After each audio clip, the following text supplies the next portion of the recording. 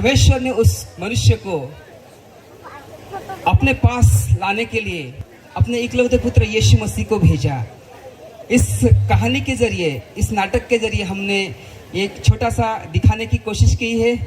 इसके जो पात्र है और उसका वो हमने एक काल्पनिक के रूप में लिए है। किसी भी संप्रदाय या किसी भी व्यक्ति को ठेस पहुंचाना हमारा हेतु नहीं है। अगर ऐसा हो तो कृपया करके हमें थोड़ा क्षमा कीजिएगा। लेकिन जो परमेश्वर की योजना सारे मानव जाति के लिए है, सारे मनुष्य की जाति के लिए है, चाहे वो कौन से भी धर्म का हो, चाहे वो कौन से भी जाति का हो, उसके लिए परमेश्वर की योजना, उसका प्रेम इस नाटक के जरिए आप तक पहुंचाने का हमने एक छोटा सा प्रयास किया है। आमीन।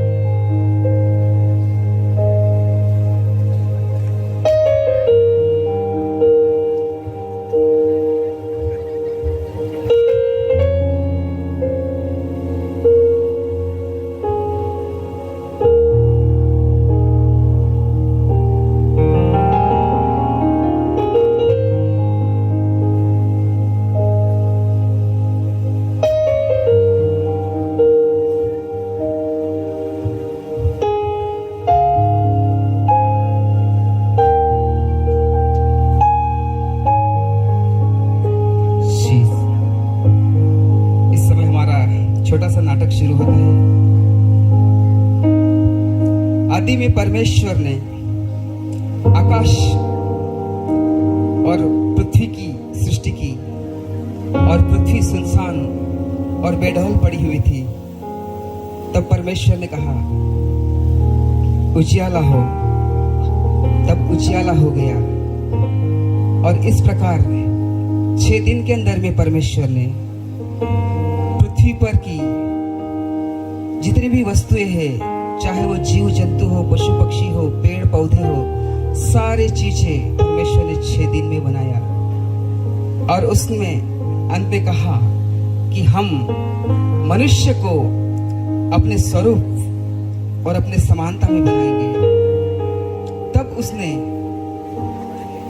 मिट्टी लेकर उसका एक मिट्टी का पुतला बनाया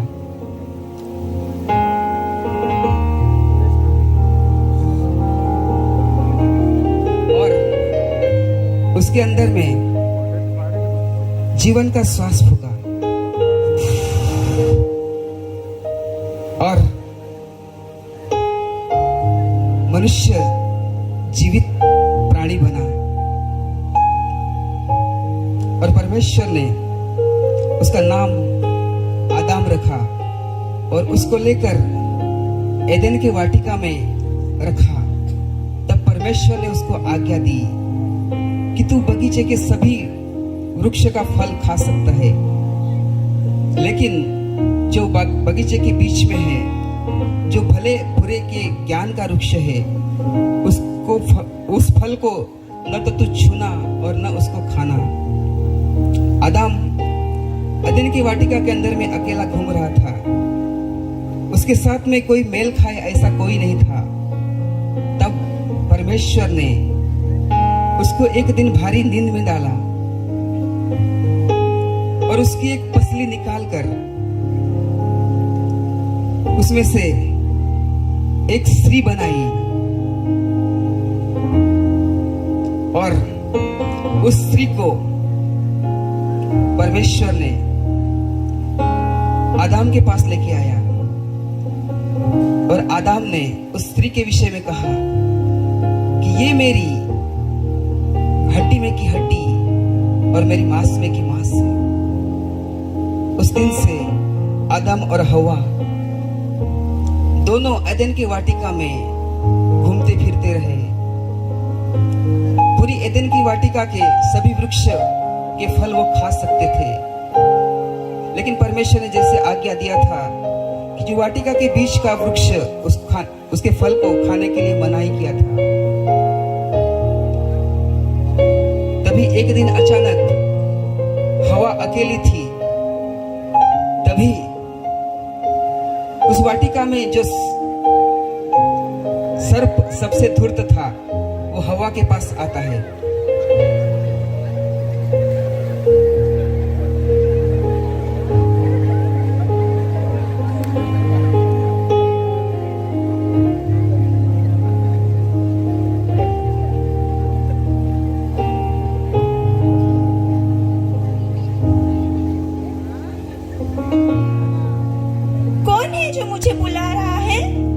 सुना कि इस बगीचा में जो वृक्ष है उसका फल तू नहीं खा सकती?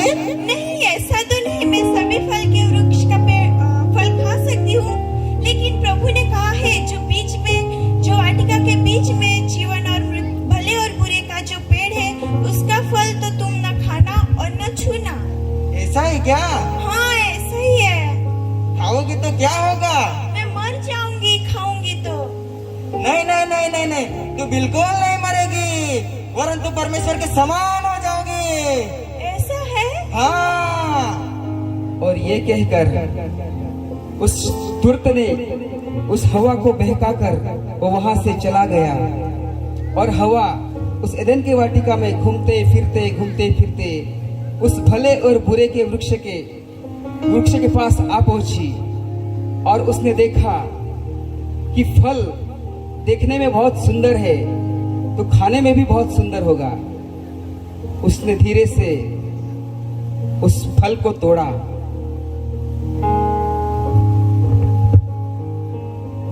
और उस फल को उसने खाया और अपने पति आदम के पास उस फल को लेके आई और आदम को भी खिलाया। और जैसे ही आदम ने फल खाया, जैसे परमेश्वर ने उनको आज्ञा दी कि न तो तुम उसको खाना और न उसको छूना, और जैसे ही आदम ने फल खाया वैसे उनको ज्ञात हुआ कि हम नंगे हैं, इसलिए वो झाड़ी के पीछे जाकर छुप गए। तभी यहोवा परमेश्वर जो दिन के ठंडे समय वाटिका में फिरता का शब्द सुनाई दिया।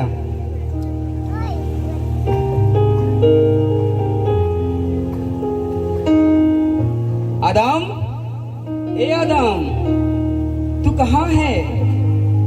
आदम, ए आदम, तू कहाँ है? आदम, प्रभु जी मैं यहाँ हूँ। मैं बारी में से आपका शब्द सुनकर डर गया क्योंकि मैं नंगा हूँ। तुझे किसने बताया कि तू नंगा है? क्या जिस फल के बारे में मैंने तुम्हें कहा था उसका फल तुमने खाया? जो आपने स्त्री दी थी संग रहने के लिए, उसी ने मुझे दिया और मैंने खा लिया। हे स्त्री, तूने यह क्यों किया? नहीं नहीं प्रभु जी, मैंने नहीं खाया, मुझे शैतान ने कहा इसलिए मैंने खाया उसे। देख प्रभु जी, जिस मनुष्य को तूने बनाया उसको मैंने पाप में गिराया है। हे दुष्ट शैतान, तूने जो यह घोर काम किया है, इसलिए आज के बाद से तू सब घरेलू पशुओं में सबसे श्रापित होगा और आज के बाद से तू और इस स्त्री का वंश, इन दोनों के बीच में मैं बैर उत्पन्न पैदा करूंगा और इसका वंश तेरे सिर को कुचलेगा और तू इसके एड़ी को डसेगा और आज के बाद से तू पेट के बल चला फिरेगा।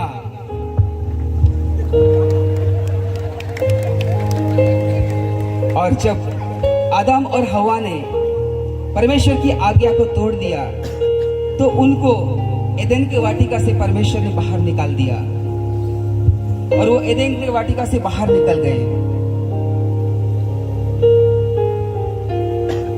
और एदेन की वाटिका से बाहर निकलकर वो अपना खुद का जीवन जीने लगे।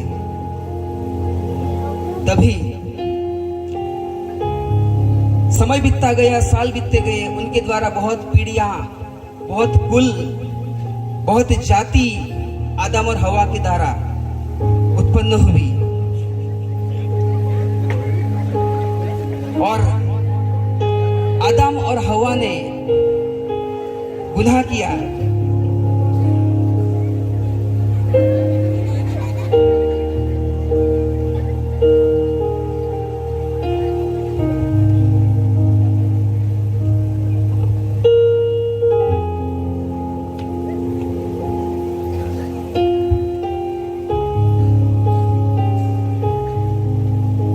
आदम और हवा ने पाप किया और इस कारण उनका जीवन पापमय हो गया। उन्होंने परमेश्वर की आज्ञा को तोड़ दिया, इसलिए उनके जीवन में पाप आया। पाप के कारण उनका जीवन श्रापित हो गया और श्राप के कारण उनके जीवन में बीमारी आई और वो गरीबी में चले गए और आखिरकार उनके जीवन में मृत्यु आ गई। इस तरह से जैसा वचन कहता है कि एक मनुष्य ने पाप किया और वो पाप सारे मनुष्य में फैल गए। समय बीतता गया, दिन बीतते गए, उनके द्वारा और भी प्रजा, और भी जातियां, और भी कुल, और भी भाषा बोलने वाले उत्पन्न हुए। जब उन्होंने देखा कि हम परमेश्वर को नहीं प्राप्त कर रहे हैं, तब उन्होंने परमेश्वर की खोज की। वो परमेश्वर को ढूंढने लगे, परमेश्वर को यहां वहां ढूंढने लगे, लेकिन वो परमेश्वर को नहीं ढूंढ पाए। जब वो ढूंढने में असफल रहे, तब उन्होंने परमेश्वर की खोज बड़े बड़े पहाड़ों के अंदर में, बड़े बड़े पत्थरों के अंदर में, बड़े बड़े पेड़ों के अंदर में उन्होंने परमेश्वर की खोज की। और जैसा वचन कहता है कि मनुष्य ने परमेश्वर की महिमा को नाशवान मनुष्य, रेंगने वाले जंतु की समानता में बदल डाला और उन्होंने अनेक प्रकार के परमेश्वर के नाम से अनेक प्रकार के धर्म, परमेश्वर के नाम से अनेक प्रकार के संप्रदाय, परमेश्वर के नाम से अनेक प्रकार की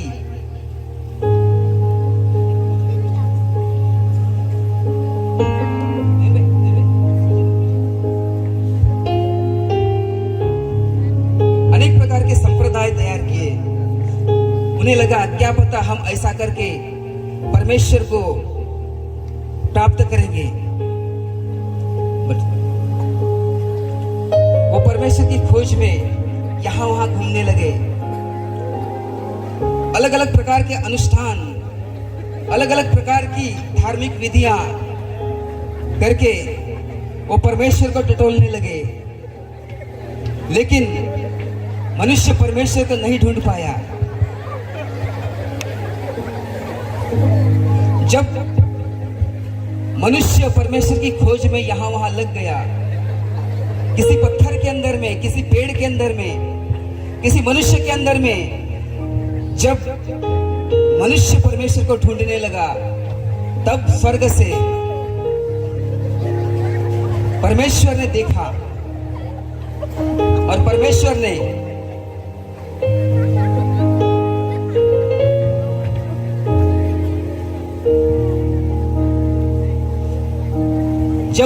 जब परमेश्वर ने स्वर्ग से देखा तो अपने पुत्र से कहा,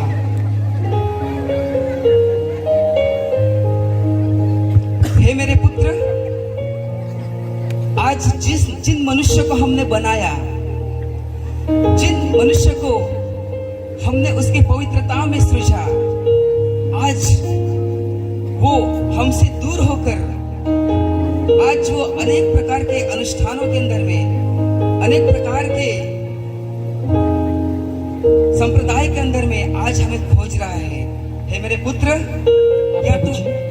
क्या तू इन मनुष्य जाति के लिए इस संसार में जाएगा? हाँ, जाएगा प्रभु जी। लेकिन हे मेरे पुत्र, आज मनुष्य ने परमेश्वर की आज्ञा को तोड़ दिया, इसलिए उनके जीवन में पाप आया, उनका जीवन श्रापित हुआ, उनके अंदर में गरीबी आ गई, उनके अंदर में बीमारी आ गई। इसलिए हे मेरे पुत्र, क्या तू इनके लिए जाएगा? हाँ, जाएगा। हे मेरे बेटे, तुझे इनके लिए अपना बलिदान देना पड़ेगा, अपना प्राण देना पड़ेगा, अपना लहू बहाना पड़ेगा। क्या तू इन सारे मानव जाति के लिए अपना लहू बहाने के लिए तैयार है? हाँ प्रभु जी। हाँ बेटे, आज मैं तुम्हें इस संसार के अंदर में भेजता हूँ।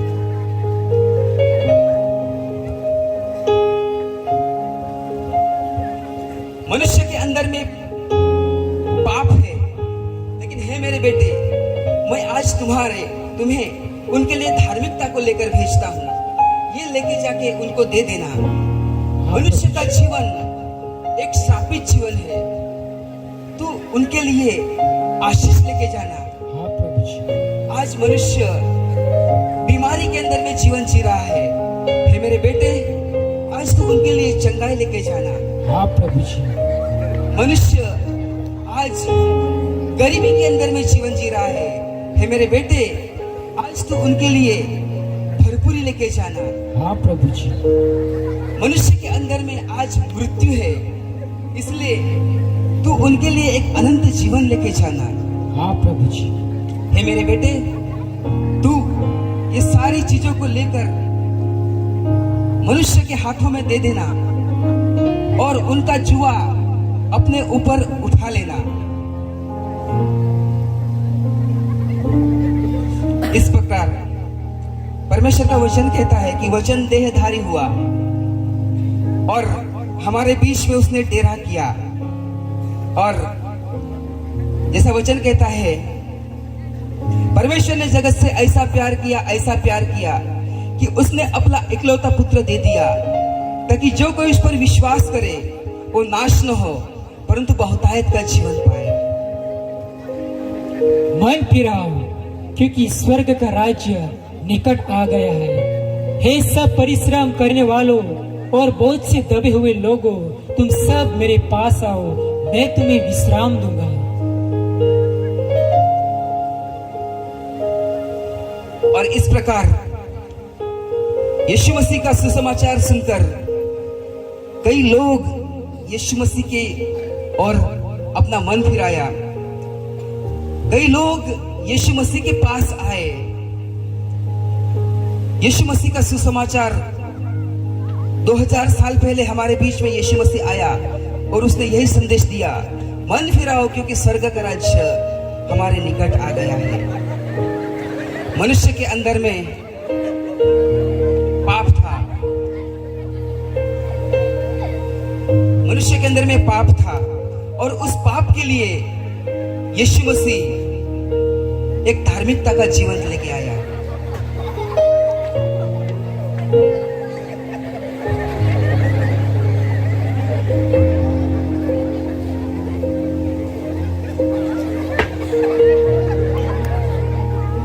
जब हम एक व्यक्ति मन फिराता है तो शैतान उसको बहुत परेशान करता है। परमेश्वर ने देखा कि मनुष्य का जीवन एक श्रापित जीवन है। उसके लिए परमेश्वर एक आशीष लेके आया। और जब एक व्यक्ति मन फिराता है, एक व्यक्ति मन फिराता है,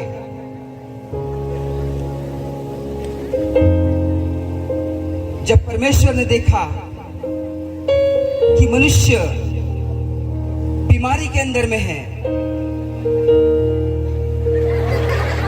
तो परमेश्वर उसके लिए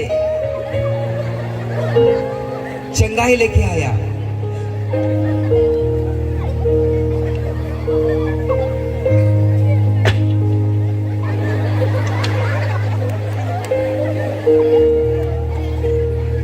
और जब परमेश्वर ने देखा कि मनुष्य गरीबी के अंदर में अपना जीवन जी रहा है, उसके लिए यीशु मसीह भरपूरी को लेके आया।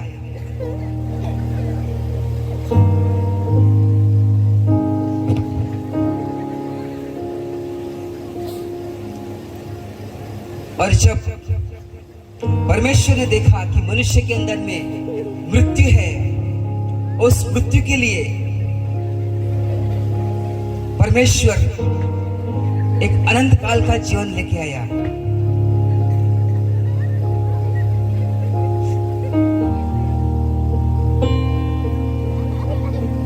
इस प्रकार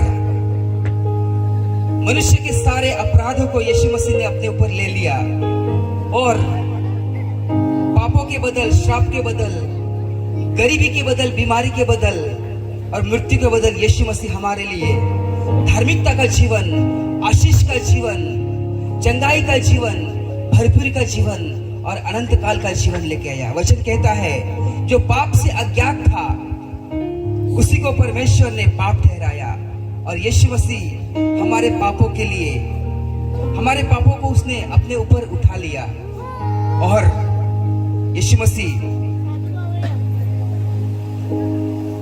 पकड़वाया गया। हमारे ही पापों के लिए उस पर यीशु मसीह पकड़वा गया। हमारे ही पापों के लिए उस पर कोड़े मारे गए, परंतु वह हमारे ही अपराधों के कारण घायल किया गया। वह हमारे अधर्म के कामों के हेतु कुचला गया। हमारी शांति के लिए उस पर ताड़ना पड़ी। उसके कोड़े खाने से आज हम चंगे हो गए। सचमुच यीशु मसीह को क्रूस के ऊपर 3 किलो के अंदर में उसको ठोका गया।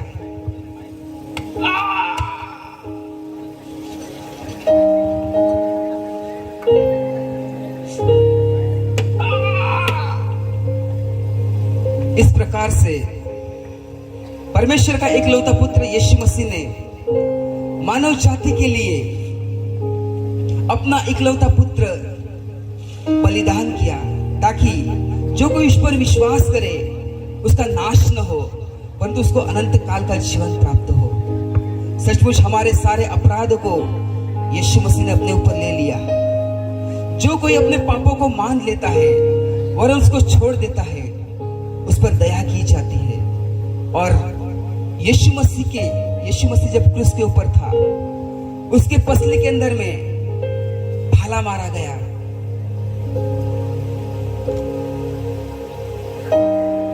और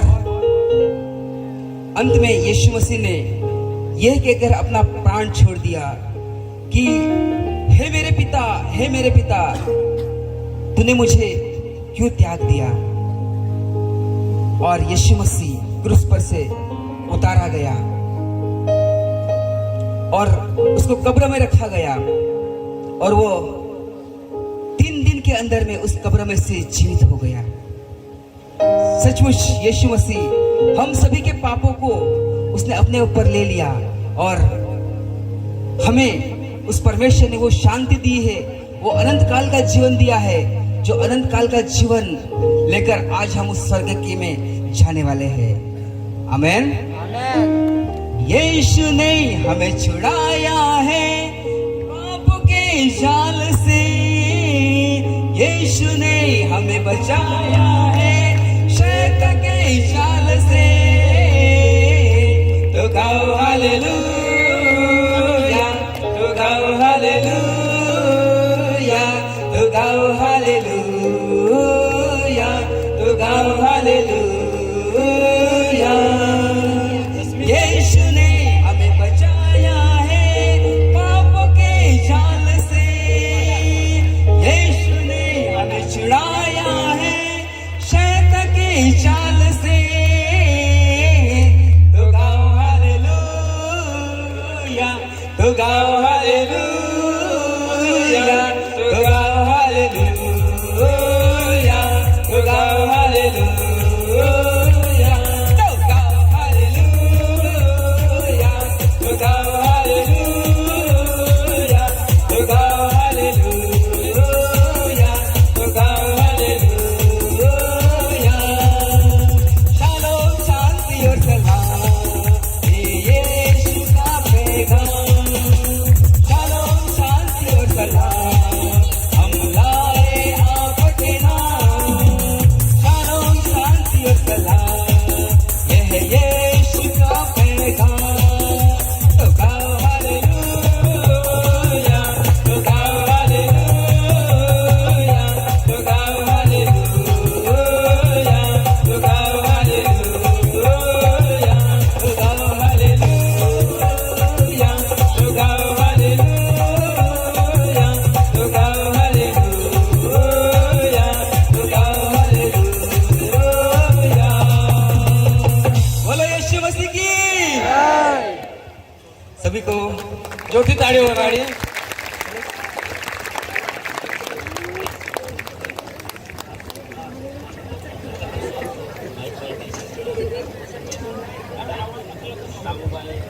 અરે ખૂબ જ સારું ઇનામ આવી ગયું છે.